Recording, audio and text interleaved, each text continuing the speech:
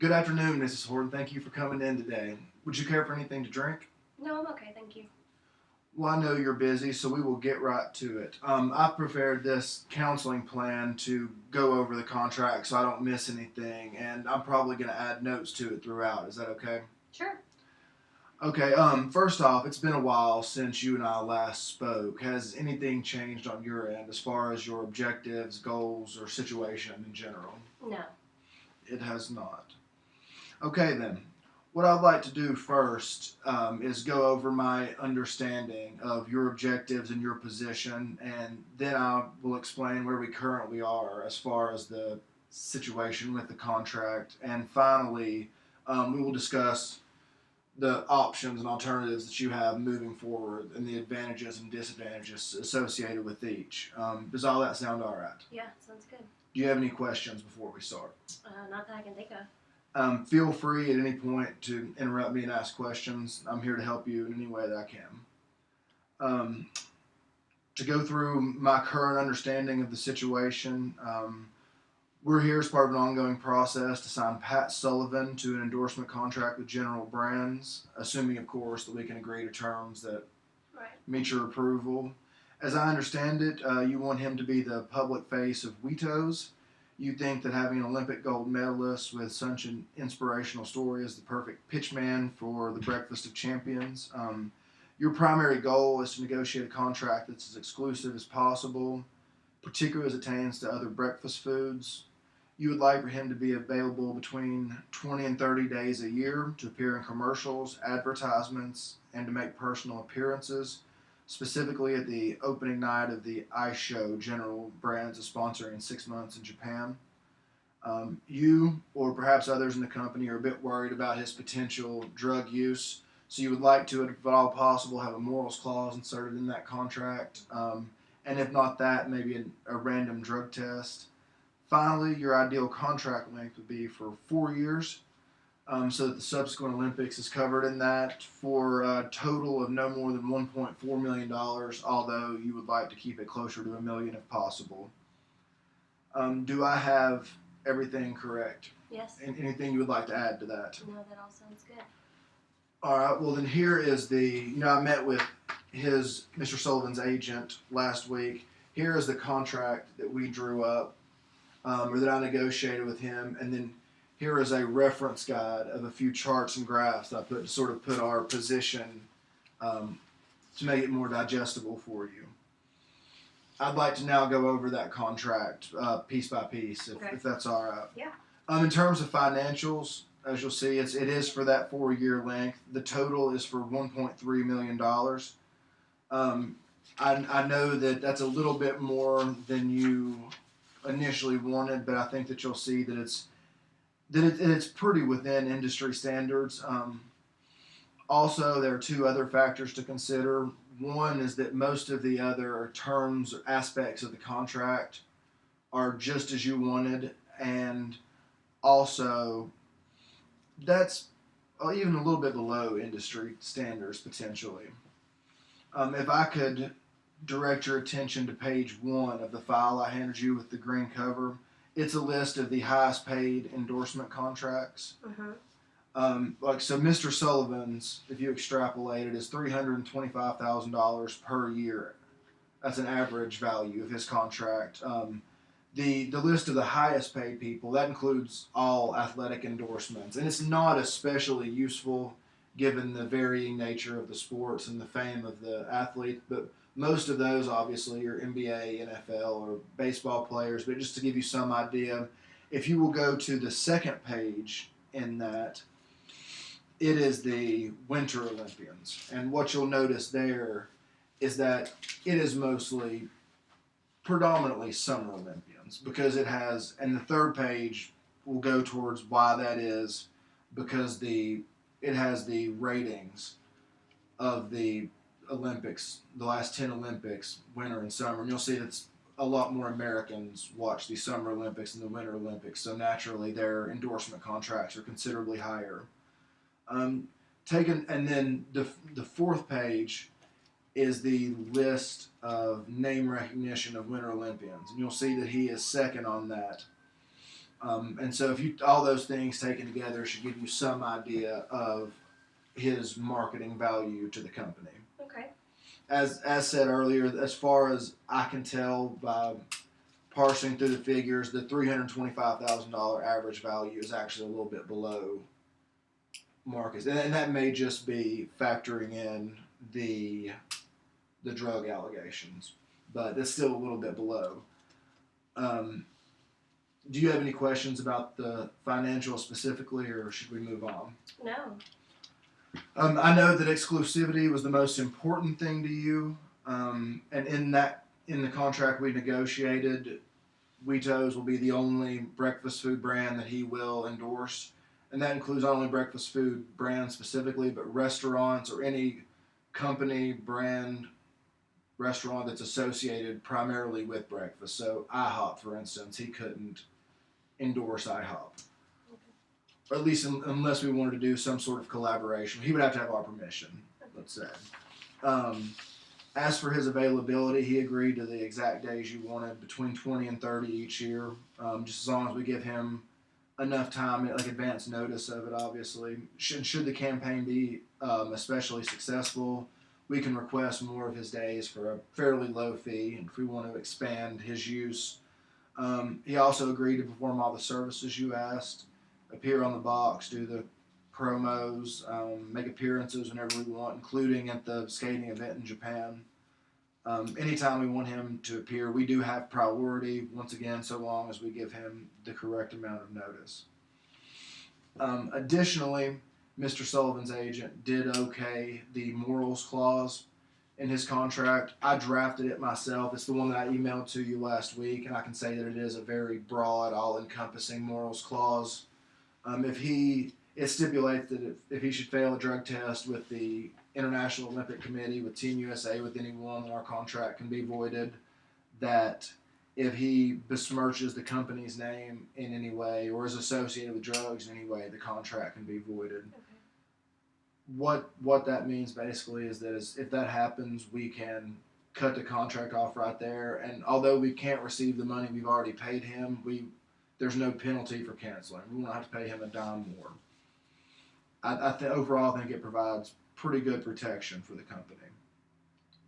We also, under the contract terms, can randomly drug test him once. And we talked about it. That may not even be something we want to do, but if there ever is a time, we can randomly drug test him once a year, should it become necessary. Do you have any questions about the contract in general? No. Now that we've went through that, we need to discuss the various options at your disposal as far as moving forward. The way that I see it, we have 4 options, and keep in mind that throughout this process, I'm just an advisor. I will answer any questions that you have, help you in any way that I may, but this is ultimately your decision. The 4, as I see it, are to sign the contract as it currently stands, which would be the version here in front of you. We could continue negotiating with Mr. Sullivan on similar terms, maybe try to improve the contract if there's a specific way that you would like.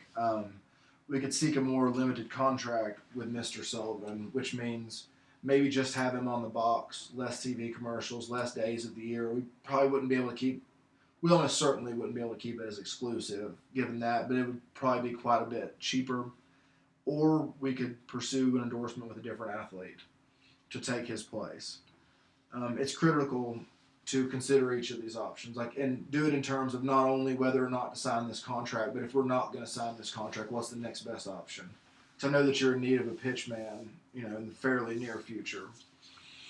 What I'll do now is just I've went through this, and each option that I just mentioned, I will go through the advantages and potential consequences of each of those, and then you can ask any questions that you may have at the end. As far as signing the contract today, the advantages that has, I think it represents a fair contract financially. You have all of the terms that you wanted in there. I mean, it's as if you almost drafted the contract yourself. You seem to acquiesce to everything that you wanted. There's substantial protection for the company through the morals clause. One other thing that you mentioned was important is that right now, this soon after the Olympics, is when his fame is at its peak, and he's the most marketable. And so, doing that, we could get in. You know more about the industry. I would think very quickly. When we could sign the contract later this week, it would allow us to capitalize on his fame quickly. And this contract does go through the next Winter Olympics. So, in the preparation for the next, and even the twilight of it, he could still be a pitchman for us. And finally, there was a poll recently looking at favorability of athletes. And even though those drug allegations have dogged him for a couple of years, he still had a 87% likability index, which is in line with just about any other Olympian this side of Michael Phelps. The potential consequences that is of the budget that you mentioned, this will occupy a substantial portion of that budget.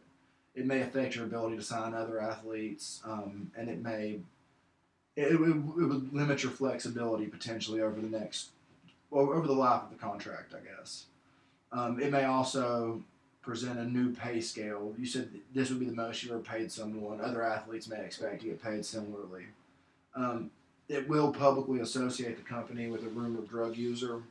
Like I said, his likability ratings are still high, but if something should go wrong, it could make the company look pretty bad. And ultimately, if that were to occur, your superiors within the company may hold you responsible. And so I don't know how much of an issue that is for you. It's just something to consider.